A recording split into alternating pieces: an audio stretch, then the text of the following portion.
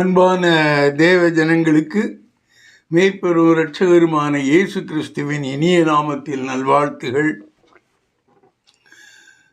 இயேசு கிறிஸ்து பூமியில் வந்து அநேக காரியங்களை மனுஷர்களுக்கு செய்து அவருடைய பாவங்களை எல்லாம் நீக்குவதற்காக சிலுவையிலே மரித்தார் என்று பார்த்தோம். அதன் பிறகு மரித்து அடக்கம் பண்ணப்பட்டு 3ஆம் நாளில் உயிர்த்தெழுந்தார் என்பதையும் நாம் வேதத்தில் அறிந்திருக்கிறோம். இன்று உயிர்த்தெழுந்த இயேசு பரலோகத்தில் உட்கார்ந்து இந்த மனிதர்களுக்கு முன்பு செய்தது போல இவர்கள் ரட்சிப்படைய ஏதாவது செய்கிறாரா இல்லையா என்பதை பற்றி தெரிந்து கொள்வது அவசியமாகிறது. வேதம் அநேக காரியங்களை சொல்கிறது என்றாலும் அது தெளிவான முறையில் இல்லாதிருப்பதினால் அதில் சில காரியங்களை நாம் உறுதிப்படுத்தும் வகையில் இந்த செய்தியில் பார்க்க போகிறோம். பரலோகத்தில் இன்றும் இயேசு கிறிஸ்து மனித குலத்திற்கு உதவிகள் செய்து கொண்டிருக்கிறார். இது நமது செய்தியின் சாராம்சம். சாத்தானால் வஞ்சிக்கப்பட்டு பாவியாகி விட்ட மனித சமுதாயத்தை பாவத்திலிருந்து மீட்டெடுப்பதற்கு இயேசு கிறிஸ்து தன்னை தானே மறுரூபம் எடுத்து மனுஷ ரூபம் எடுத்து பூமிக்கு வந்து மனிதர்களை பாவத்திலிருந்து மீட்பதற்கான ஊழியங்களை செய்து வந்தார். அவர் வந்த பிறகு அவர் செய்த காரியங்கள், அவருடைய சீடர்களில் ஒருத்தரான யூதாஸ் இஸ்காரியோத் என்பவனால் அவரை பிடிப்பதற்காக வகை தேடிய யூதர்களுக்கு அவரை காட்டிக் கொடுக்கும்படியாக உதவி செய்து அது நிமித்தமாக அவர் சிலுவையில் அறையப்பட்டார்.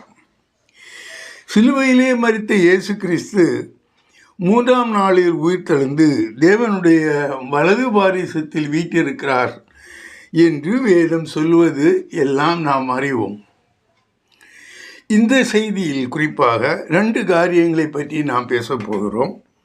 சிலுவையில் மரித்ததினால் மனித குலத்திற்கு இயேசு கிறிஸ்து செய்த காரியம் என்ன?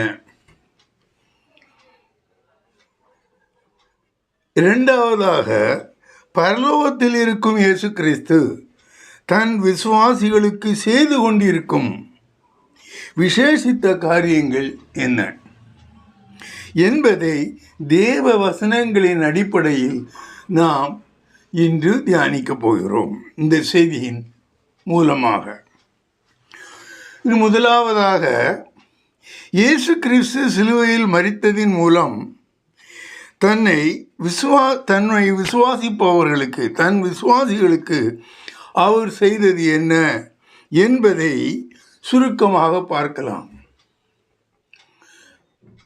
கொலோசியர் 2:13-15 வரை வாசிப்பீர்களேயானால், உங்கள் பாவங்களினாலேயும் உங்கள் மாம்ச விருத்த சேதனம் இல்லாமையினாலேயும் மரித்தவர்களாயிருந்த உங்களையும் அவரோடே கூட உயிர்ப்பித்து அக்கிரமங்கள் எல்லாவற்றையும் உங்களுக்கு மன்னித்து நமக்கு எதிரடையாகவும் கட்டளைகளால் நமக்கு விரோதமாகவும் இருந்த கையெழுத்தை குலைத்து அதை நடுவில் இராதபடிக்கு எடுத்து சிலுவையின் மேல் ஆணி அடித்து துரைதனங்களையும் அதிகாரங்களையும் உரிந்து கொண்டு வெளியரங்கமான கோலமாக்கி அவைகளின் மேல் சிலுவையிலே வெற்றி சிறந்தார்.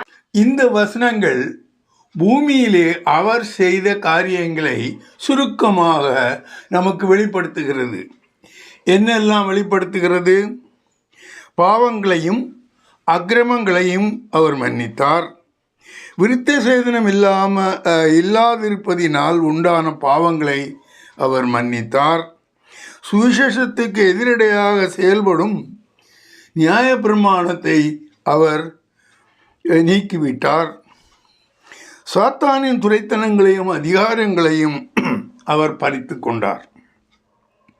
இந்த காரியங்கள் ஒவ்வொன்றாக நாம் சுருக்கமாக பார்க்கலாம். இந்த காரியங்களை சுருக்கமாக பார்ப்போமானால், இயேசு கிறிஸ்து உயிர் வாழ்ந்த காலத்தில் பூமியில் மனிதனாக உயிர் வாழ்ந்த காலத்தில் செய்தவைகளை நமக்கு சொல்லும். முதலாவது, இயேசு கிறிஸ்து நமது பாவங்களை மன்னித்தார். இந்த பாவ நிவாரணத்திற்கு இயேசு தேவனால் கொடுக்கப்பட்ட ஒரு தேவனுடைய நியமம் நாம் அறிந்திருக்க வேண்டும். அது என்ன சொல்லுகிறது என்றால், பாவ நிவாரணத்திற்காக சிந்தப்படும் இரத்தத்தினாலே ஆத்மாக்களுக்கு பாவ நிவர்த்தி செய்யப்படுகிறது. அதை மாற்றி சொல்வோமானால், இரத்தம் சிந்துதல் இல்லாமல் பாவ நிவர்த்தி ஆத்மாக்களுக்கு கிடைக்காது. லேவியராகமம் 17:11 வாசிப்போமானால், மாம்சத்தின் உயிர் இரத்தத்தில் இருக்கிறது. நான் அதை உங்களுக்கு பலிபீடத்தின் மேல் உங்கள் ஆத்துமாக்களுக்காக பாவ நிவர்த்தி செய்யும்படிக்கு கட்டளையிட்டேன். ஆத்துமாவிற்காக பாவ நிவர்த்தி செய்கிறது இரத்தமே. இங்கு பலிபீடத்திலே ஆத்மாக்களுக்கு பாவ நிவாரணம் அளிக்கக்கூடியது இரத்தமே என்று சொல்லப்பட்டிருக்கிறது. இயேசு கிறிஸ்துவின் இரத்தம் ஒரே இரத்தமே இந்த பாவ நிவர்த்திக்காக அங்கீகரிக்கப்பட்டது. அவருடைய ஒரே சரீரமே இந்த பாவத்திலிருந்து நாம் மீட்டெடுக்கப்படுவதற்காக அங்கீகரிக்கப்படும் பலியாக இருக்கிறது. வேற எந்த சரீரம் பலி கொடுத்தாலும் அவைகள் பாவ நிவாரணத்திற்காக தேவனால் அங்கீகரிக்கப்படாதவைகள். அப்படியானால் இயேசு கிறிஸ்துவினுடைய இரத்தமும் இயேசு கிறிஸ்துவினுடைய சரீரமும் இங்கு பாவத்தை நீட்பதற்காக அனுப்பப்பட்ட இரத்தமும் சரீரமுமாக இருக்கிறது என்று நமக்கு தெரிகிறது. இனி சிலுவையில் சிந்திய இயேசு கிறிஸ்துவின் வெளியேறப்பெற்ற இரத்தத்தினாலே நம்ம சொன்னோம். இப்போ பழைய ஏற்பாட்டு காலத்திலே இரத்தத்தினாலே அன்றி ஆத்மாக்களுக்கு பாவ நிவாரணம் கிடையாது. அப்படியானால் இந்த நாம் அவருடைய இரத்தத்தினாலே பாவ நிவாரணம் விட்டிருக்கோமா என்பதை வேதம் எங்கு சொல்லுகிறது என்றால், 1 பேதுரு 1:18-19 வரை வாசிப்பீர்களே. ஆனால், உங்கள் முன்னோர்களால் பாரம்பரியமாய் நீங்கள் அனுசரித்து வந்த வீணான நடத்தையினின்று அழிவுள்ள வஸ்துகளாகிய வெள்ளியினாலும் பொன்னினாலும் மீட்கப்படாமல் குற்றமில்லாத மாசற்ற ஆட்டுக்குட்டியாகிய கிறிஸ்துவின் விலையேற பெற்ற இரத்தத்தினாலே மீட்கப்பட்டீர்கள் என்று அறிந்திருக்கிறீர்களே. அவர் சிந்தப்பட்ட அவருடைய இரத்தம் வெளியேறப்பட்டதும் அதற்கு எந்த இரத்தத்திற்கு இணையில்லாத ஒரு இரத்தம். அந்த இரத்தத்தை பற்றி தனியாக ஒரு செய்தியை நாம் பேசியிருக்கிறோம். அதில் எப்படி அந்த செல்கள், அதாவது அதில் உள்ள செல்கள் எப்படி இருக்கின்றன என்பதை பற்றி ஒரு கற்பனையான காரியத்தை நாம் பேசியிருக்கிறோம்.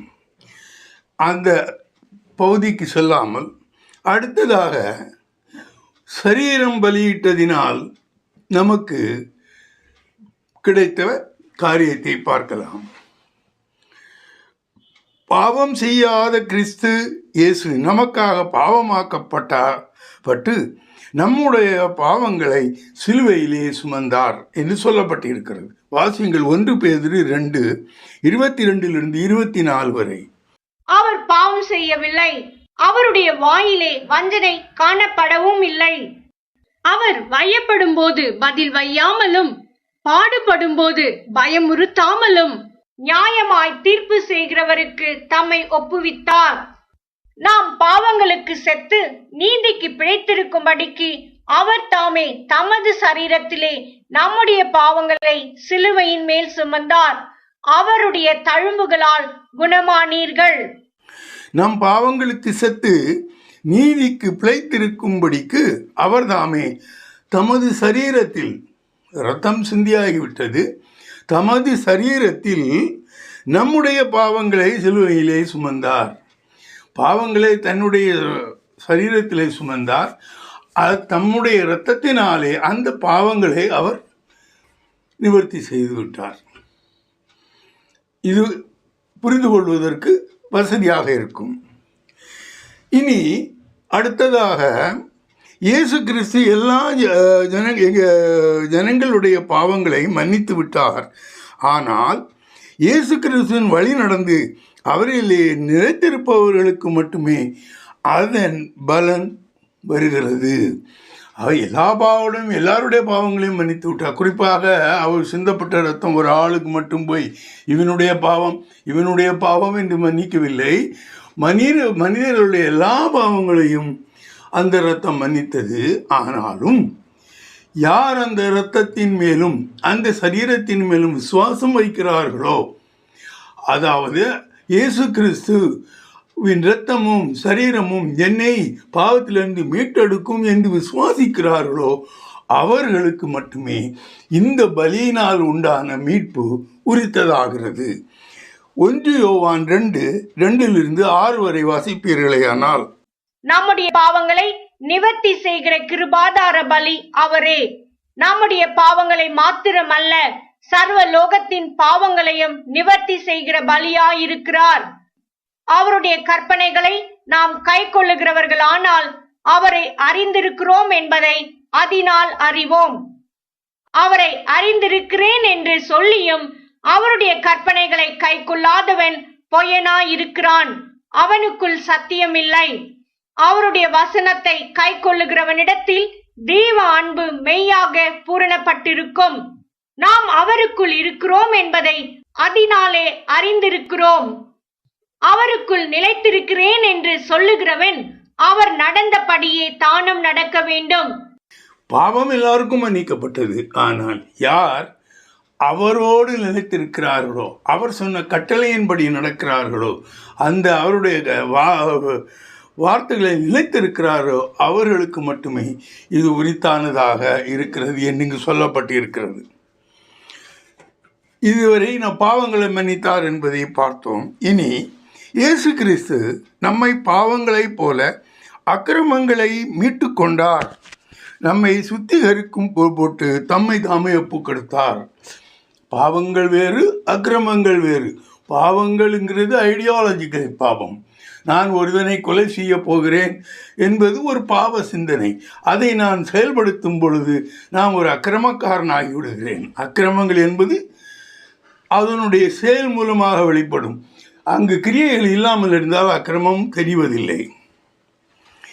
தீத்து 2:14 வாசிப்பீர்களேயானால், அவர் நம்மை சகல அக்கிரமங்களினின்று மீட்டுக்கொண்டு தமக்குரிய சொந்த ஜனங்களாகவும் நற்கிரியைகளை செய்ய பக்தி வைராக்கியம் உள்ளவர்களாகவும் நம்மை சுத்திகரிக்கும்படி நமக்காக தம்மை தாமே ஒப்பு கொடுத்தார். அவர் அதில் தெளிவாக இருக்கும். அக்கிரமங்கள் என்று மட்டுமே போடப்பட்டிருக்கும். அப்பொழுது அவர் அக்கிரமங்களையும் சேர்த்து மன்னித்தார். நம்முடைய பாவங்களை, பாவ சிந்தங்களை மன்னித்தார். அது அவருடைய இரத்தத்தின் மூலமாக நடந்தது. அதன் பிறகு அக்கிரமங்களை மன்னித்தார். இதுவிடவும் அவரது சரீரமாக நின்று பலியாகி இதுகளை செய்தார். இனி அக்கிரமங்களினாலும், இந்த அக்கிரமத்தை பற்றி தான் பேசுகிறோம். அக்கிரமங்களினாலும் பாவங்களினாலும் சிலுவைக்கு முன் மரித்தவர்களாயிருந்த நம்மை தேவன் மீது இரக்கம் கொண்டு இயேசு கிறிஸ்துவின் மீது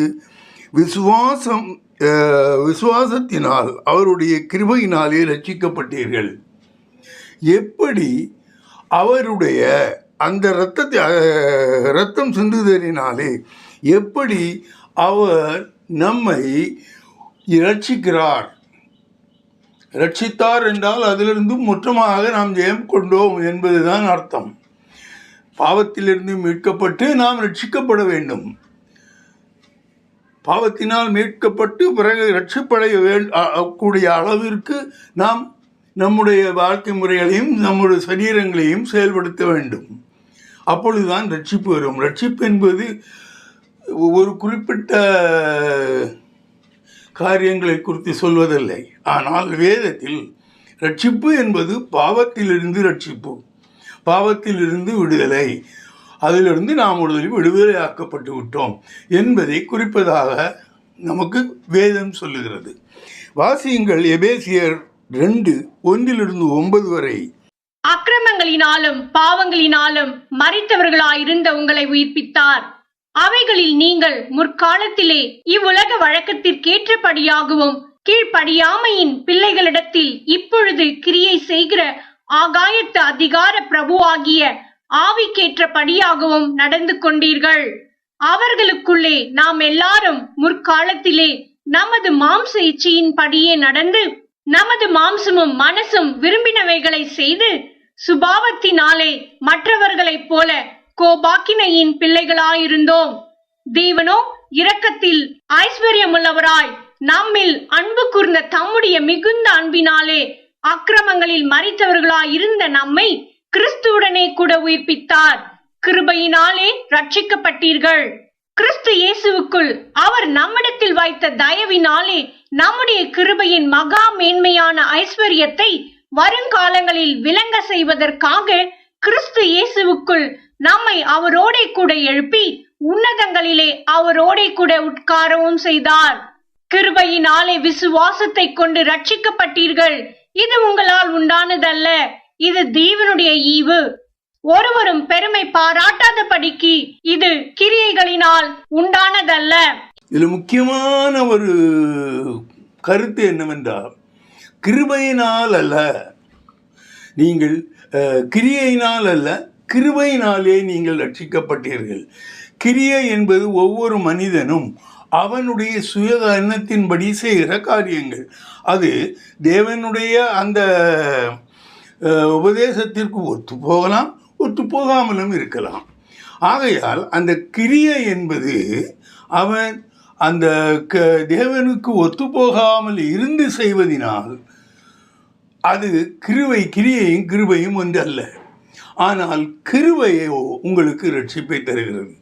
கிருபை தேவன் நமக்கு இலவசமாய் கொடுக்கிறார். அவர் மேல் நாம் எவ்வளவு விசுவாசம் வைத்திருக்கிறோமோ அதன் அடிப்படையில் நமக்கு அவர் கிருபை கொடுக்கிறார். ஒரு மனிதனின் பிள்ளைகள் எந்த அளவு தகப்பனை நம்பி அவரை விசுவாசித்து அவர் செய்வதெல்லாம் எனக்குத்தான் செய்கிறார் என்று நம்பிக்கையோடு இருந்தால் அந்த தகப்பனுடைய அந்த சிந்தை எண்ணம் எல்லாம் அவனுக்கு சாதகமாக இருக்குமோ அது அவரது கிருபையை உணர்த்துகிறது.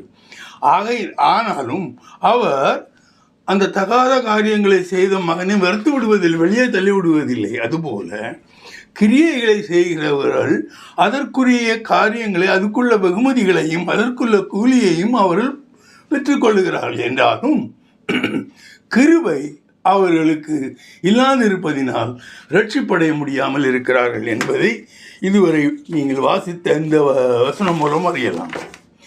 அடுத்து இது பாவங்களையும் அக்கிரமங்களையும் அவர் மன்னித்தார் என்பதை வேதம் நமக்கு தெளிவுபடுத்துகிறது. அவர் பூமியிலே வந்து நமக்கு செய்து தந்த காரியங்கள். அடுத்ததாக விருத்த சேதனம் இல்லாமையினால் மரித்தவர்கள், விருத்த சேதனம் இல்லாமல் இருந்ததினால் மரித்தவர்களாக இருந்த நம்மை அவர்களோடு உயிர்ப்பித்தார். யூதர்களை பொறுத்த வரையில் தேவன் ஆபிரகாமை அழைத்து அதன் பிறகு அவர் உருவாக்கிய சந்ததியில் முதன்மையானவர்கள் யூதர்கள். ஏனென்றால் இயேசு கிறிஸ்து யூதனாக்கு குலத்திலே பிறந்தார். ஆகையால் அந்த யூதர்கள் விருத்த சேதனமுடையவர்கள். அது அவர்களுக்கு தேவனுடைய உடன்படிக்கைக்கு அவர்கள் உட்பட்டவர்கள் என்பதை உணர்த்தும்படியாக அவர்களுக்கு கொடுத்தது. அந்த மாதிரியான ஒரு காரியம் நமக்கு இல்லாததினால் நாம் தேவஜனமாகிவிட முடியாது. தேவனுக்கு வரும் எந்த ஒரு காரியங்களையும் நாம் பெற்றுக்கொள்ள முடியாது என்று இருப்பதை போல் நமக்கு என்று நாம் நினைத்து நடப்பது போல் இருந்தால் அது ஒரு பாவத்தை நமக்கு கொண்டு வராது. அதாவது சுருக்கமாக சொன்னால், விருத்த சேதனம் இருந்தும் விருத்த சேதனம் இல்லாமல் இருந்தாலும் நமக்கு பாவ மன்னிப்புக்கு அது ஒரு இடத்திலையும் வந்து அது குறுக்கிடாது. விருத்த சேதனமாகிய கர்த்தர் விருத்த சேதனம் தேவனாகிய கர்த்தர் ஆபிரகாமோடு செய்து கொண்ட உடன்படிக்கையின் ஒரு அடையாளமாக இருக்கிறது. அது என்னன்னு பார்க்கலாம். ஆதியாகமம் 17:10-11 வரை வாசிப்பீர்களேயானால், எனக்கும் உங்களுக்கும் உனக்கு பின்வரும் உன் சந்ததிக்கும் நடுவே உண்டாகிறதும் நீங்கள் கைக்கொள்ள வேண்டியதுமான என் உடன்படிக்கை என்னவென்றால், உங்களுக்குள் பிறக்கும் சகல ஆண் பிள்ளைகளும் விருத்த சேதனம் பண்ணப்பட வேண்டும். உங்கள் நுனித்தோலின் மாம்சத்தை விருத்த சேதனம் பண்ண கடவீர்கள். அது எனக்கும் உங்களுக்கும் உள்ள உடன்படிக்கை அடையாளமாயிருக்கும். விருத்த சேதனம் என்றால் என்ன என்பது இங்கு சொல்லப்பட்டிருக்கும். அப்படி அந்த விருத்த சேதனம் செய்து கொண்டவர்களுக்கு அவர் செய்கிற உடன்படிக்கை, அந்த உடன்படிக்கையை டீட்டெயில் தெரிய வேண்டுமானால் நீங்கள் ஆதியாமம் 7:4-5 வாசித்து பார்த்து கொள்ளுங்கள். இப்பொழுது விருத்த சேதனம் பள்ளிக்கொள்ளுகிற எந்த மனுஷனும் நியாயப்பிரமாணம் முழுவதையும் நிறைவேற்ற கடன்பட்டிருக்கிறான். நியாயப்பிரமாணம் என்ன சொல்லுது? நீ நியாயப்பிரமாணத்தில் உள்ள ஒரு காரியத்தை மட்டும் நான் எடுத்துட்டு மீதுள்ள காரியங்களை செய்ய மாட்டேன்னு சொன்னால் நீ குற்றவாளியாகப்படுகிறாய். எந்த ஒரு நியாயப்பிரமாணத்தை ஏற்றுக்கொண்ட எந்த ஒரு மனுஷனும் அது சொல்லுகிற எல்லா நீதியும் படியும் நடக்க வேண்டும். கொஞ்சம் மாறி நான் தான் எல்லா இடத்தையும் செய்தேன், இந்த ஒரு இடத்திலும் தவறு செய்தேன் என்றால் மொத்தமாக நீதி பிரமாணத்தை நீ நிராகரித்து விட்டதாகவும் தண்டனை பெற வேண்டும் என்பதுதான் மோசேயின் நீதி பிரமாணம். அப்படி இருக்கையிலே அதான் அது தெளிவாக இங்கு சொல்லப்பட்டிருக்கிறது. நீங்கள் அந்த நீதி பிரமாணம் முழுவதையும் நிறைவேற்ற கடனாளியாக இருக்கிறீர்கள். நீங்கள் அந்த விருத்த சேதனத்தை செய்தீர்கள் என்றால், நான் சில சமயங்களில் சிலரை பார்த்திருக்கிறேன். அவர்கள் மிகவும் ஆவலோடு எந்த விதமான போட்டி மனப்பான்மையும் இல்லாமல் நான் தேவனோடு மிகவும் உறவாக ஆபிரகாமின் பிள்ளையாக இருக்க விரும்புகிறேன் என்று அவர்கள் விருத்த சேதனம் செய்வார்கள் என்று அவர்கள் சொல்லி கொண்டார்கள். அப்படி ஒருவர் செய்வானே ஆனால் அவன் இந்த புதிய உடன்படிக்கைக்கு, அதாவது சுவிசேஷ உடன்படிக்கை, விசுவாச உடன்படிக்கைக்கு அப்பாற்பட்டு அவன் நியாயப்பிரமாணம் போதிக்கிற இந்த விருத்த சேதனமுடையவர்களாக இருக்கிறவர்களுக்கு போதித்த அந்த நியாயப்பிரமாணத்தை முற்றிலுமாக அவன் செய்வதற்கு கடமைப்பட்டிருக்கிறான். இல்லை என்றால் பாவியாகி விடுகிறான். தேவனுடைய கட்டளையை மீறுவதே பாவம். கலாத்தியர் 5:2-6 வரை வாசிப்பீர்களே ஆனால், இதோ நீங்கள் விருத்த சேதனம் பண்ணிக்கொண்டால் கிறிஸ்துவினால் உங்களுக்கு ஒரு பிரயோஜனமும் இராது என்று பவுலாகிய நான் உங்களுக்கு சொல்லுகிறேன். மேலும் விருத்த சேதனம் பண்ணிக்கொள்ளுகிற எந்த மனுஷனும் நியாயப்பிரமாணம் முழுவதையும் நிறைவேற்ற கடனாளியாய் இருக்கிறான் என்று மறுபடியும் அப்படிப்பட்டவனுக்கு சாட்சியாக சொல்லுகிறேன். நியாயப்பிரமாணத்தினால் நீதிமான்களாக விரும்புகிற நீங்கள் யாவரும் கிறிஸ்துவை விட்டு பிரிந்து கிருபை நின்று விழுந்தீர்கள். நாங்களோ நீதி கிடைக்கும் என்று ஆவியை கொண்டு விசுவாசத்தினால் நம்பிக்கையோட காத்திருக்கிறோம். இயேசு கிறிஸ்துவனிடத்தில் விருத்த சேதனமும் விருத்த சேதனம் இல்லாமையும் ஒன்றுக்கும் உதவாது. அன்பினால் கிரியை செய்கிற விசுவாசமே உதவும். இங்கு என்ன செய்திருக்கிறது? நீங்கள் விருத்த சேதனம் செய்யணும் போன உடனேயே தேவனுடைய கிருபையிலிருந்து நீங்கள் பிரிக்கப்பட்டு விழுந்து விட்டீர்கள்.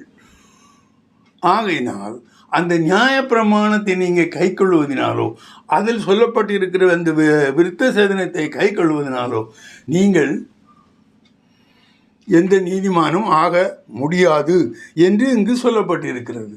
அது மட்டுமில்லாமல் என்ன சொல்கிறது? இயேசு கிறிஸ்துவினிடத்தில் பாவம் எது? பாவத்தை மன்னிப்பவர், பாவம் எல்லா காரியத்தையும் செய்வோர் இயேசு கிறிஸ்து ஒருவரே. அந்த பாவத்தை மன்னிப்பதும் அவரே, பாவத்திலிருந்து நம்மை விடுதலை ஆக்கிறவரும் அவரே. அந்த இயேசு கிறிஸ்துவிடத்தில் விருத்த சேதனை இல்லாமையும் ஒன்றுக்கும் உதவாது. அன்பினால் கிரியை செய்கிற விசுவாசமே உதவும். இயேசு கிறிஸ்துவின் மேல் விசுவாசமாக இருக்கிற ஒருவனுக்குத்தான் அவருடைய எல்லா கிருபையும் வரும். இந்த விருத்த சேதனம் பழைய ஏற்பாட்டு காலத்திலே சொல்லப்பட்டிருக்கிற அந்த மோசையின் நீதி பிரமாணத்தில் உள்ளவைகளை கொண்டு வந்து இயேசு கிறிஸ்துவின் அந்த விசுவாச பிரமாணத்தில் நாம் சேர்க்கக்கூடாது. இயேசு கிறிஸ்துவை நீங்கள் விசுவாசிப்பீர்களே ஆனால் உங்களுக்கு இந்த வசனத்தின்படி அந்த விருத்த சேதனம் என்பது ஒன்று தேவையில்லை.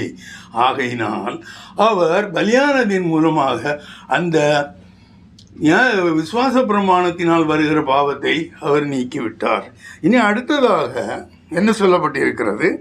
சுவிசேஷத்திற்கு எதிராக செயல்படும் நியாயப்பிரமாணம் இயேசு கிறிஸ்துவினால் சிலுவையில் அறையப்பட்டது. நமக்கும் நியாயப்பிரமாணத்துக்கு சம்பந்தம் இல்லை. வேணுமென்றே போய் ஒருவன் தலையை நுழைத்து நான் யூதராகிறேன், அதெல்லாம் வேறு விஷயம். அதை பற்றி நான் பேசவில்லை. பாவத்தை அறிகிற அறிவு நியாயப்பிரமாணத்தினால் வருகிறபடியினால் எந்த மனுஷனும் நியாயப்பிரமாணத்தின் கிரியைகளினால் நீதிமானாக்கப்படுவதில்லை என்று வேதம் சொல்லுகிறது. தெளிவாக புரிந்து கொள்ள வேண்டும். நியாயப்பிரமாணத்தின் நீதியை அப்படியே கடைபிடிக்கும் ஒரு யூதன் தேவனுக்கு முன்னால் நீதிமானாக முடியாது. கலாத்தியர் 3:5-12 வரை வாசிப்பீர்களே. ஆனால் அன்றியும் உங்களுக்கு ஆவியை அளித்து உங்களுக்குள்ளே அற்புதங்களை நடப்பிக்கிறவர் அதை நியாய பிரமாணத்தின் கிரியைகளினாலேயோ விசுவாச கேள்வியினாலேயோ எதினாலே செய்கிறார்? அப்படியே ஆபிரகாம் தேவனை விசுவாசித்தான், அது அவனுக்கு நீதியாக எண்ணப்பட்டது. ஆகையால் விசுவாச மார்க்கத்தார்கள் எவர்களோ அவர்களே ஆபிரகாமின் பிள்ளைகள் என்று அறிவீர்களா? மேலும் தேவன் விசுவாசத்தினாலே புறஜாதிகளை நீதிமான்கள் ஆக்குகிறார் என்று வேதம் உன்னாக கண்டு உனக்குள் சகல ஜாதிகளும் ஆசீர்வதிக்கப்படும் என்று ஆபிரகாமுக்கு சுவிசேஷமாய் முன்னறிவித்தது. அந்தபடி விசுவாச மார்க்கத்தார் விசுவாசமுள்ள ஆபிரகாமுடனே ஆசீர்வதிக்கப்படுகிறார்கள். நியாய பிரமாணத்தின் கிரியைக்காரராகிய யாவரும் சாபத்திற்குட்பட்டிருக்கிறார்கள். நியாய பிரமாண புஸ்தகத்தில் எழுதப்பட்டவைகளை எல்லாம் செய்யத்தக்கதாக அவைகளில் நிலைத்திராதவன் எவனோ அவன் சபிக்கப்பட்டவன் என்று எழுதியிருக்கிறதே. நியாய பிரமாணத்தினாலே ஒருவனும் தேவனிடத்தில் நீதிமான் ஆகிறதில்லை என்பது வெளியரங்கமாயிருக்கிறது. ஏனெனில் விசுவாசத்தினாலே நீதிமான் பிழைப்பான் என்று எழுதியிருக்கிறதே. நியாய பிரமாணமோ விசுவாசத்திற்குரியதல்ல, அவைகளை செய்கிற மனுஷனே அவைகளால் பிழைப்பான். என்ன சொல்லப்பட்டிருக்கிறது? ஆபிரகாம் தேவனை விசுவாசித்தான், அது அவனுக்கு நீதியாக எண்ணப்பட்டது. இனி நியாய பிரமாணம் எப்பொழுது கொடுக்கப்பட்டது? ஆபிரகாமுக்கு பிறகு. ஆபிரகாம் நீதிமான் ஆக்கிய 15ஆம் அதிகாரத்திலே, ஆதியாமம் 15ஆம் அதிகாரத்திலே அவனை நீதிமானாக தேவன் டிக்ளேர் செய்து விட்டார். எப்பொழுது தான் ஒரு குமாரனை பெற முடியும் என்ற ஒரு தன்மை தனக்கு இல்லை என்று தேவனிடம் சென்று முறையிட்ட பொழுது அவர் உனக்கு நான் சந்ததியை எழுப்புவேன் என்று சொன்னதை இவன் எப்பொழுது விசுவாசித்தானோ, அதாவது தேவன் என்ன அவனுக்கு சொல்லுகிறார், இல்லாததை இருக்கும்படியாக செய்யக்கூடிய தன்மை உடையவர் தேவன் என்பது அவர் விளக்குகிறார். இல்லை என்றது ஒன்றும் கிடையாது. உனக்கு பிள்ளையை பிறக்காது என்று ஒருவன் சொல்ல முடியாது. நான் சொல்லுகிறேன், உனக்கு குழந்தை பிறக்க. அந்த தேவனுடைய தன்மை அங்கே விளங்குகிறது. அதை அவன் விசுவாசித்தான். சர்வ வல்லவர் என்பது முதலிலே விசுவாசித்தான். அவர் எங்கும் இருப்பது என்பதை அவர் விசுவாசித்தான். எல்லா காரியங்களையும் அவன் விசுவாசித்தான். இங்கு சொல்லப்பட்டிருக்கும் ஒரு தனித்தன்மை இல்லை என்பதை என்னால் இருக்கும் என்று மாற்ற முடியும். அந்த தன்மையையும் அந்த ஆபிரகாம் விசுவாசித்தான். ஆதலால் அது அவனுக்கு நீதியாக எண்ணப்படும் என்று 15ஆம் அதிகாரத்தில் சொல்லப்பட்டிருக்கிறது. ஆனால் அதன் பிறகு என்ன சொல்லப்பட்டிருக்கிறது?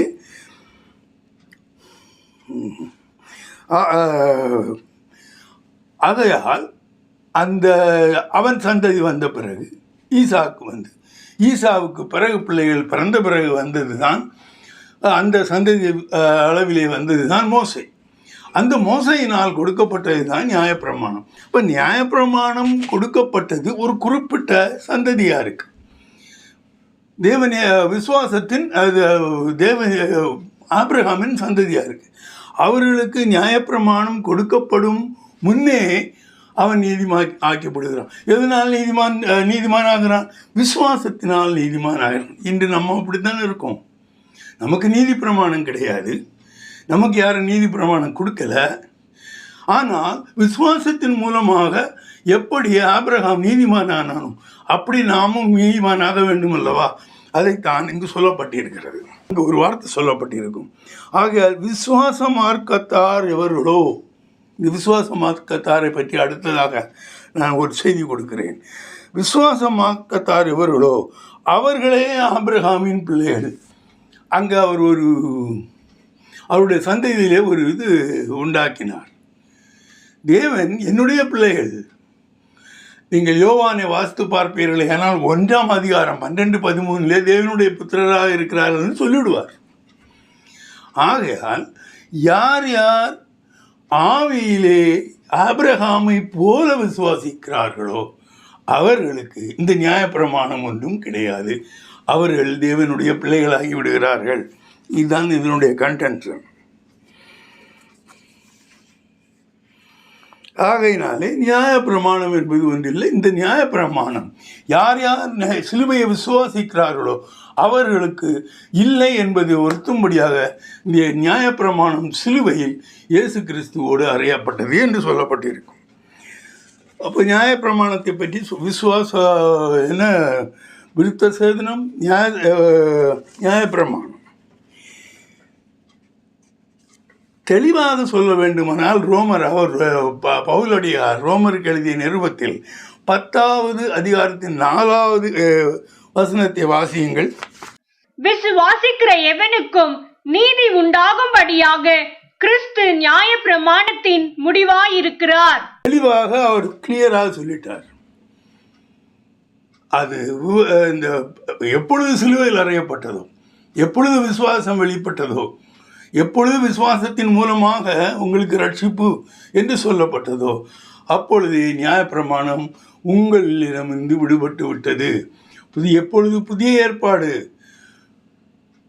அந்த சிலுவையிலே தொடங்கியதோ அப்பொழுது அந்த பழைய ஏற்பாட்டோடு அந்த நியாயப்பிரமாணமும் உங்களிலிருந்து விலகி போய்விட்டது.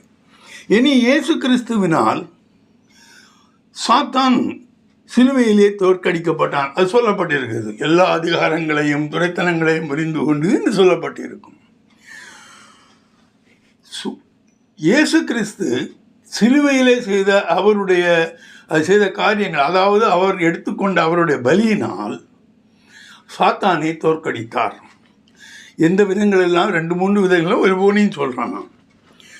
ரோமர் 5:18-19 வரை வாசிப்பீர்களேயானால், ஆகையால் ஒரே மீறுதலினாலே எல்லா மனுஷருக்கும் ஆக்கினைக்கு ஏதுவான தீர்ப்பு உண்டானது போல ஒரே நீதியினாலே எல்லா மனுஷருக்கும் ஜீவனை அளிக்கும் நீதிக்கு ஏதுவான தீர்ப்பு உண்டாயிற்று. அன்றியும் ஒரே மனுஷனுடைய கீழ்ப்படியாமையினாலே அநேகர் பாவிகள் ஆக்கப்பட்டது போல ஒருவருடைய கீழ்ப்படிதலினாலே அநேகர் நீதிமான்கள் ஆக்கப்படுவார்கள். இங்கு சொல்லப்பட்டிருக்கும் பாருங்கள், ஒரே மீறுதலினால், அதாவது ஆதாமினால் வந்த மீறுதலினால் எல்லா ஜனங்களும் பாவிகளானது போல ஒரே மனிதனின் கீழ்ப்படிதலினால் பிலிப்பியர் 2:4-6 வரை வாசிப்பீர்களேனால், அவர் மனிதனாக வருவதற்கு முன்னாலேயே அங்கு சொல்லப்பட்டிருக்கும். அவருக்கு கொடுக்கப்பட்ட ஆணை என்ன? சிலுவையிலே மரிக்க வேண்டும். சிலுவை மரணம் என்பது ஈஸியான மரணம் இல்லை. அதை அவர் ஏற்றுக்கொண்டு தேவனுடைய கட்டளைக்கு கீழ்ப்படிந்ததினால், எப்படி ஆதாம் கீழ்ப்படியாமல் போன பணத்தை சாப்பிடக்கூடாது என்று சொன்னார், இவன் சாப்பிட்டான். கீழ்ப்படியாமல் போனதினால் வந்த பாவங்கள் எல்லாம் இயேசு கிறிஸ்து கீழ்ப்படிந்ததினால் சிலுவையிலே உங்களுக்கு மன்னிக்கப்பட்டது. சாத்தான் தோற்கடிக்கப்பட்டான். என்ன? அவன்கிட்ட இருக்க எல்லா அதிகாரத்தையும் பிடுங்கி எடுத்தா தோற்கடிக்கப்பட்டான். ஒரு ராஜா போரில் தோற்கடிக்கப்பட்டான்னா என்ன அர்த்தம்? அவன் இன்னும் எதிர்த்து நின்று போராட முடியாம அவன்கிட்ட இந்த அதிகாரம் எல்லாத்தையும் எதிர்பார்ட்டி பறித்து கொண்டான் என்பதுதானே அர்த்தம். அதே மாதிரி இன்னும் ஒன்று கூட சொல்லப்பட்டிருக்கும். ஒரே மனிதனுடைய கீழ்ப்படியாமையினாலே, அதாவது ஆதாமினுடைய என்று போட்டு பாருங்கள், ஆதாமினுடைய கீழ்ப்படியாமையினாலே அநேகர் பாவிகளாக்கப்பட்டது போல ஒருவருடைய அதாவது மேசியாவினுடைய கீழ்ப்படிதலினால், தேவனுடைய கட்டளைக்கு கீழ்ப்படிந்து சிலுவைக்கு அவர் போனதினால் அநேகர் நீதிமான்களாக்கப்பட்டார்கள். இப்படி செய்ததினால் சாத்தான் தோற்கடிக்கப்பட்டான். ஒன்று. அடுத்து, அவன் அதிகாரமெல்லாம் பிடுங்கப்பட்டது. அவனிடமிருந்து எல்லா அதிகாரம் பிடுங்கப்பட்டு அவன் ஒன்றும் இல்லாமல் நிற்கிறான். அப்படி என்று சொல்லக்கூடிய வசனத்தை வாசியுங்கள். எபிரேயர் 2:14-15. ஆதலால் பிள்ளைகள் மாம்சத்தையும் இரத்தத்தையும் உடையவர்களாயிருக்க அவரும் அவர்களைப் போல மாம்சத்தையும் இரத்தத்தையும் உடையவரானார். மரணத்துக்கு அதிகாரியாகிய பிசாசானவனை தமது மரணத்தினாலே அழிக்கும்படிக்கும் ஜீவ காலமெல்லாம் மரண பயத்தினாலே அடிமைத்தனத்திற்குள்ளானவர்கள் யாவரையும் விடுதலை பண்ணும்படிக்கும் அப்படியானார். இங்கே என்ன சொல்லப்பட்டிருக்கிறது? தனி இனி பிசாசானம் தன் மரணத்தினால் அழிக்கும்படிக்கும், இன்னும் அழிக்கலை, சிலுவை வரைக்கும் அவன் சாகலை, அழிக்கும்படிக்கும் எல்லா மனிதர்களையும் அவனுடைய பிடியிலிருந்து விடுதலை ஆக்குவதற்குமாக அவர் மாமிசத்தில் வந்து சிலுவையில் மரித்தார் என்று சொல்லப்பட்டிருக்கிறது. இதிலிருந்து என்ன? அந்த சாத்தான் எந்த அதிகாரமும் இல்லை, தனி மனிதனாக விடப்பட்டான், அதனால் அவன் தோற்கடிக்கப்பட்டான் என்று எடுத்துக்கொள்ளலாம். இனி இதுவரைக்கும் அவர் பூலோகத்திலே வந்து சிலுவையில் அறையப்பட்டு செய்த காரியங்களை கொண்டு சுருக்கங்களைத்தான் நான் சொன்னேன். இதெல்லாம் உங்களுக்கு தெரிந்தது தான். இனி பரலோகத்தில் இன்று இயேசு கிறிஸ்தன் விசுவாசிகளுக்கு என்ன செய்து கொண்டிருக்கிறார்? இது முக்கியமான காரியம். இதுவரை என்ன செய்தாருங்கிறது நமக்கு தெரியும், அதாவது எந்த சந்தேகமும் இல்லை. அவரை அதை வைத்து விசுவாசிக்கிறோம். இப்போது மேலே எழுந்து போயிட்டார். அங்கே போய் நமக்கு அதே மாதிரி உதவி செய்கிறாரா இல்லையா என்பதை சுருக்கமாக 2-3 காரியங்களை வைத்து சொல்லுகிறேன். நீதிமான்களின் ஆத்துமாக்களை, இனி ஆத்துமாக்களை பற்றி தான் நாம் பேச முடியும். ஏனென்றால் அவர் தேவனோடு அங்கே வலது பார்சத்தில் உட்கார்ந்து இருக்கிறார். ஃபிசிக்கலாக இங்கே இருக்கிற மனிதனுக்கு ஒன்றுமே செய்ய முடியாது. உன் ஆத்மாக்கள் போகும்பொழுது அவர் அந்த ஆத்மாக்களுக்கு என்ன செய்கிறார் என்பதைத்தான் பார்க்க வேண்டும். நீங்கள் பூமியிலே சரீரத்தில் என்ன செய்ய வேண்டும் என்பது இதுவரை அவர் செய்துவிட்டு போன காரியங்களிலிருந்து நீங்கள் செய்ய வேண்டும். இனி மரித்த பிறகு ஆத்மாவுக்கு அப்படி நடக்கிற மனிதனுக்கு என்ன ஆகும், இயேசு கிறிஸ்து என்ன உதவிகள் செய்வார் என்பதைத்தான் நான் இப்பொழுது சொல்லுகிறேன். நீதிமான்களின் ஆத்மாக்களை தேவனோடு ஒப்புரவாக்கி கொண்டிருக்கிறார். இங்கிருந்து போகும் ஆத்மாக்கள் அது இளைப்பாறக்கூடிய இடத்திலே தங்கியிருந்து அதன் பிறகு அவைகள் தேவனோடு ஒப்புரவாக்கப்படுகின்றன. எந்த ஆத்மாக்கள் பரதேசுக்கு போய்விடுகிறதோ அவைகள் நிச்சயமாக தேவனோடு ஒப்புரவாகிவிடும். தேவன் தான் எல்லாவற்றுக்கும் முக்கியம். இதில் இயேசு கிறிஸ்துவின் பங்கு என்ன? வாசியங்கள் 2 கொரிந்தியர் 5:17-20 வரை. இப்படி இருக்க ஒருவன் கிறிஸ்துவுக்குள் இருந்தால் புது சிருஷ்டியாயிருக்கிறான், பழையவைகள் ஒழிந்து போயின, எல்லாம் புதிதாயின. இவையெல்லாம் தீவினாலே உண்டாயிருக்கிறது. அவர் இயேசு கிறிஸ்துவை கொண்டு நம்மை தம்மோடே ஒப்புரவாக்கி ஒப்புரவாக்குதலின் ஊழியத்தை எங்களுக்கு ஒப்புக் கொடுத்தார். அது என்னவெனில், தேவன் உலகத்தாருடைய பாவங்களை எண்ணாமல் கிறிஸ்துவுக்குள் அவர்களை தமக்கு ஒப்புரவாக்கி ஒப்புரவாக்குதலின் உபதேசத்தை எங்களிடத்தில் ஒப்புவித்தார். ஆனபடியினாலே தேவனானவர் எங்களை கொண்டு புத்தி சொல்லுகிறது போல நாங்கள் கிறிஸ்துவுக்காக ஸ்தானாபதிகளாயிருந்து தேவனோடே ஒப்புரவாகுங்கள் என்று கிறிஸ்துவின் நிமித்தம் உங்களை வேண்டிக் கொள்ளுகிறோம். ஒப்புரவாக்குதல் ஊழியத்தை கொடுத்தார். கரெக்ட். ஒப்புரவாக்குதல்னா என்ன? மரித்த ஆத்துமாக்களை தன்னோடு சேர்த்துக் கொள்வது, அல்லது தனது முன்னிலையில் ஆவிக்குரிய சரீரங்களோடு நிற்பதை தான் ஒப்புரவாக்குதல் என்று நாம் எடுத்துக்கொள்ள வேண்டும். அது என்னன்னா, அது சொல்கிறான் பாருங்க. அது என்னவெனில், தேவன் உலகத்தாருடைய பாவங்களை எண்ணாமல் ஒப்புரவாக்கி கொள்ளுகிறவர் பாவங்களை எல்லாம் பார்க்கறதில்லை. இயேசு கிறிஸ்துவர்கள் அவர்களை தம்பரவ ஒப்புரவாக்கி உபதேசத்தை கொடுத்து, இயேசு கிறிஸ்துவுக்கு அவங்க உகந்தவர்களாக இருக்கிறார்களா? சுருக்கமாக சொன்னால், இயேசு கிறிஸ்துவை அவர்கள் விசுவாசித்து அவருடைய விசுவாசிகளாக மரித்து அந்த ஆத்மாக்கள் வந்திருந்தால் அவைகள் தேவனோடு ஒப்புரவாகிவிடும். இந்த காரியத்தை செய்கிறார். ஒப்புறுதல் இது விரிவாக பார்க்க முடியாது, ஷார்ட்டாக சொல்லியிருக்காங்க. அடுத்ததாக என்ன செய்கிறார்? அப்போ முதலிலே ஒப்புரவாக்கக்கூடிய ஒரு ஊழியத்தை நமக்காக வேண்டி அவர் நம்முடைய ஆத்துமாக்கள் தேவனோடு ஒப்புரவாகிறதற்கான ஊழியத்தை செய்கிறார். அடுத்து, நம்மை போல் சோதிக்கப்பட்டு பாவமில்லாத பிரதான ஆசாரியராக தேவகுமாரனாகிய இயேசு கிறிஸ்து இருக்கிறார். பிரதான ஆசாரியர் என்று பழைய ஏற்பாட்டு காலத்தில் சொல்லப்பட்டிருப்பது, மனுஷனுக்கும் தேவனுக்கும் இடையே அந்த பிரதான ஆசாரியன் மிகவும் நம்மை தேவனோடு சேர்த்து, அதாவது மனிதர்களை தேவனோடு சேர்க்கும் ஒரு காரியத்தை அந்த பிரதான ஆசாரியர் செய்கிறார். அது ஆலயத்திலே செய்கிறார். ஆலயம் அங்கேயும் இருக்கிறது. அப்படிப்பட்ட ஒரு பிரதான ஆசாரியராகவும் அவர் செய்கிறார். நமது ஆத்மாக்கள் அங்கே போகும் பொழுது அந்த ஆலயத்தில் வீட்டிருக்கக்கூடிய தேவனோடு ஒப்புரவாக்கிக் கொள்வதற்கு, நமது ஆத்மாக்களை தகுதிப்படுத்துவதற்கான அந்த பிரதான ஆசாரியராக அவர் இருக்கிறார். அவர் எப்படிப்பட்டவராக இருக்கிறார்? அவர் சும்மா உட்காந்துட்டு நீ நீதிமானாக நடந்தியா, அங்கே நடந்தியா, அப்படியெல்லாம் இல்லை.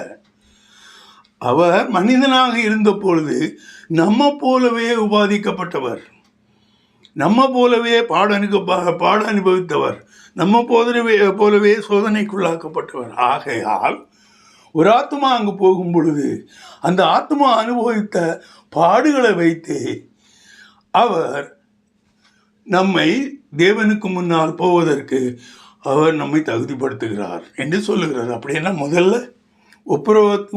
ஒப்புரவாக்கி கொண்டிருந்தார். இரண்டாவது பிரதான ஆசாரியராக இருக்கிறார். மூன்றாவதாக பழைய ஏற்பாட்டு காலத்தில் முதலாம் உடன்படிக்கையில் காலத்தில் நடந்த பாவத்திலிருந்து மீட்கப்பட்டு நீதிமான்கள் நித்திய ஜீவனை அடையும்படியான புது உடன்படிக்கையின் மத்தியஸ்தராக இருக்கிறார். அந்த மத்தியஸ்தர்னு சொல்லும் பொழுது அங்கே 2 பேர் வந்துடுவாங்க, 2 பார்ட்டி வந்துடுவாங்க. ஒன்று நாம் மனிதர்களாக நாம், இன்னொன்று தேவன். அவரோடு நாம் 2 பார்ட்டியும் ஒப்புரவாக்கி கொள்ள வேண்டும் என்றால் அதற்கு ஒரு மத்தியஸ்தர் தேவை. இந்த மத்தியஸ்தர் இந்த மரித்த ஆத்துமாக்களை பற்றி தேவனோடு எடுத்து சொல்லுகிறார். இது நல்ல ஆத்மா, என்ன வேணுமோ அது அவருடைய பாணியில் சொல்லுவார். அப்படி சொல்லி தேவனுடைய சம்மதத்தை பெற்று இந்த ஆத்துமாக்களை தேவனோடு ஒப்புரவு செய்கிறார். ஆகவே அவர் மத்தியஸ்தராக, புதிய உடன்படிக்கையின் மத்தியஸ்தராக இருக்கிறார். பழைய ஏற்பாட்டு காலத்தில் உள்ள பேசுவதற்கு டைம் இல்லை. அப்படியே 3 பேர் இன்றும் அவர் இருக்கிறார். உங்களை ஒப்புரவாக்குவதற்கு, தேவனோடு ஒப்புரவாக்குவதற்கு அவர் அந்த ஊழியத்தை செய்து கொண்டு இருக்கிறார். பிரதான ஆசாரியராக அங்கு இருக்கிறார். புது உடன்படிக்கையின் மத்தியஸ்தராக, உங்களுக்கும் தேவனுக்கும் இடையிலே உள்ள மத்தியஸ்தராக இருக்கிறார். இன்று அவர் என்ன செய்து கொண்டிருக்கிறார் என்பது உங்களுக்கு புரிந்திருக்கும். என்ன செய்து கொண்டிருந்தார் என்பது உங்களுக்கு புரிந்திருக்கும். என்ன செய்தாரோ அதன்படி நீங்கள் நடப்பீர்களே. ஆனால் அவர் என்ன செய்ய போகிறார் என்று நான் சொல்வதை அவர் நிச்சயமாக செய்வார். அன்பான பிதாவே, மீட்பரும் இரட்சகருமான இயேசு கிறிஸ்துவே, அன்றாடம் எங்களை வழி நடத்தும் ஆவியானவரே, உமது பிள்ளைகளுக்கு பிதா நம்மை ஒப்புரவாக உதவி செய்கிறார். அதோடு மட்டுமில்லாமல் பிரதான ஆசாரியராக இருக்கிறார், அவர் உடன்படியின் மத்தியஸ்தராக இருக்கிறார் என்ற காரியங்களை வெளிப்படுத்தினேன். உமது வாதத்திலிருந்து அதற்குரிய வசனங்களை எடுத்து சொல்லி அவர்கள் புரிந்து கொள்ளும்படியாக சொன்னேன். அதை அவர்கள் புரிந்து கொள்ளும்படி நீர் அவர்களுக்கு செய்யும். அவர் இயேசு கிறிஸ்து செய்துவிட்டு போன காரியங்களிலிருந்து நாம் எப்படி நடந்து கொள்ள வேண்டும், இனி அப்படி நடந்து கொள்ளும் பொழுது நாம் அடைந்து கொள்ளும் பாக்கியங்கள் என்ன என்பதை நான் இந்த செய்தியில் சொன்னேன். அன்பான பிதாவே, உமது பிள்ளைகளை அதன்படி நடக்க செய்து அவர்களை ஆசீர்வதியும். நீர் அப்படி செய்ய போவதற்காக கோடான கோடி ஸ்தோத்திரம். ஆமீன்.